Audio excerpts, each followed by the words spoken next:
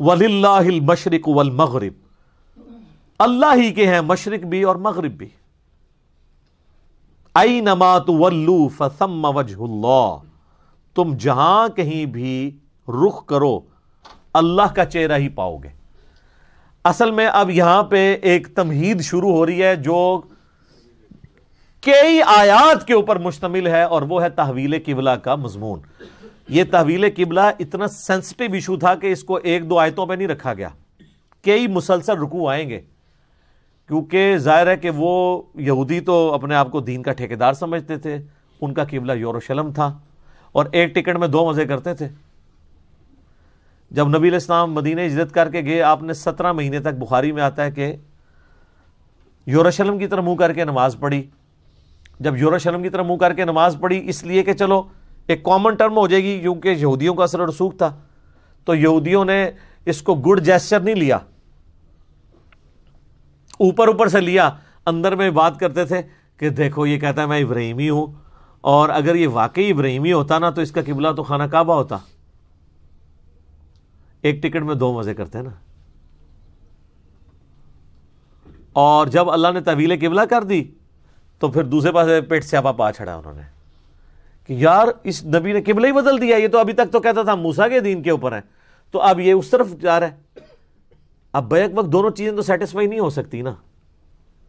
تو اس کا آخری حال یہی ہے جو اللہ تعالیٰ نے کیا ہے. اللہ نے فرمایا ان قریب بے وقوف لوگ کہیں گے کہ آٹا گندیا ہلدی کیوں ہے، تو ان کی پرواہ نہیں کرنی. یہ دوسرا پارہ شروع سے ہو رہا ہے، سیقول السفہاء، بیوقوف لوگ.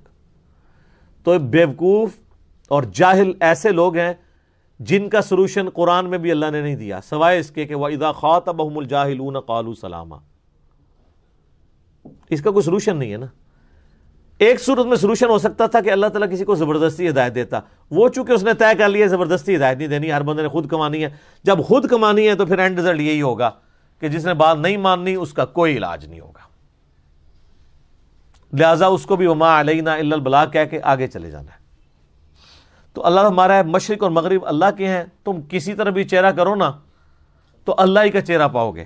ان اللہ واسع علیم، اللہ تعالی بہت وسعت والی رحمت رکھنے والا ہے، علم والا ہے. تو بیسیکلی یہ بت پرستی توڑ دی کہ قبلوں سے کوئی فرق نہیں پڑتا، یہ تو صرف یونٹی کے لیے ہوتے ہیں.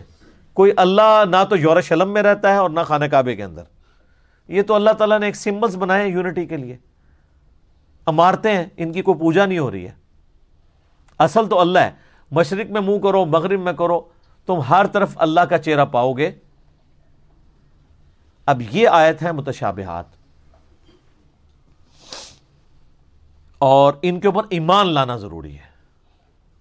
اب جو لوگ خصوصاً اہل حدیث کے اندر یہ زیادہ مسئلہ ہے، وہ چونکہ استواء علی العرش کے عقیدے کے اوپر بہت زور دیتے ہیں نا، جہاں کہیں بھی ایسی آیات آتی ہیں نا تو ان کے پیٹ میں درد شروع ہو جاتی فوراً. او مشرق مغرب ہر طرف اللہ ہے، وحدت الوجود، یہ وہ، ان کو قرآن میں وحدت الوجود نظر آنا شروع ہو جاتا ہے. تو وہ پھر ان آیات کی باطل تعویلات کرنا شروع کر دیتے ہیں، انتہائی باطل تعویلات. اب یہاں لکھا نا اللہ کا چہرہ ہے، تو وہ کہیں گے یہاں چہرے سے مراد اللہ کا علم ہے. تو علم جو ہے وہ پنجابی کا لفظ ہے، کوئی عربی کا لفظ ہے. تو اللہ نے کہا کہ مشرق ہو مغرب ہو ہر جگہ اللہ کا چہرہ پاؤ گے، تو بس آپ یہ مان لیں. وہ کہتے ہیں نہیں نہیں، وہ پھر وہ درختوں میں بھی اللہ، دریاؤں میں بھی اللہ. اس کا مطلب ہے کہ اللہ تعالیٰ کو اپنی بات کنوے کرنی نہیں آئی. آپ سے پوچھتا تو وجہ اللہ کی بجائے علم اللہ ہوتا. وہ کہتے ہیں آگے آگے نا ان اللہ واسع علیم، اللہ تعالیٰ وسعت والا، علم والا ہے. تو یہاں چہرے سے مراد پھر علم کی طرف اس کو لے جائیں گے. تو ہم پھر کہیں گے کہ چہرہ تو پہلے آیا، تو آپ علم کو چہرے کی طرف کیوں نہیں لے جاتے، بجائے چہرے کو علم کی طرف لے کے جا رہے ہیں. ٹھیک ہے، تو اس طرح کی باطل تعویلات نہیں کرنی چاہیے. قرآن کے جتنی بھی آیات ہیں جو اللہ کی صفات اور ذات سے ریلیٹڈ ہیں، ان کو من و عن اسی طرح قبول کریں، اور ان کا جو معنی ہے نا اور اس کی جو تفسیر ہے وہ اللہ کے سپرد کر دیں. اس کی وجہ یہ ہے کہ یہ گھڑی جو میں نے پہنی ہوئی ہے، کیا گھڑی ایسا نالج رکھتی ہے جس سے ایک انسان کو جج کر سکے؟ لیکن انسان ایسا نالج رکھتا ہے جو گھڑی کو جج کر سکے. کریشن کبھی بھی اپنے کریٹر کے بارے میں کمپلیٹ نالج نہیں رکھ سکتی. یہ دنیا میں چھوٹی سی مثال میں نے دے دی ہے. تو انسان اپنے کریٹر کے بارے میں اتنا ہی تعارف رکھ سکتا ہے جتنا کریٹر خود کروا دے. اس سے زیادہ کیسے کر سکتا ہے؟ برین تو اس کا ہے, تخلیق تو اس کی ہوئی ہے. میں اپنے برین کو کتنا بھی یوز کر لوں, اپنے کریٹر کی جو کوالٹیز ہیں ان کو جج کر نہیں سکتا, کیونکہ میں کریشن ہوں. سب سے بڑی میری کمزوری یہ ہے.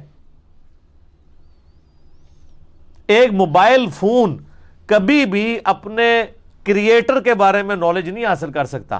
ہاں, وہ موبائل فون بنانے والا اس کی ایک ایک اینچی بیچی جانتا ہوگا, اور بلکہ موبائل تو اس فریم آف ریفرنس سے باہر بھی نہیں جا سکتا جو اس کے اندر فیڈ ہے.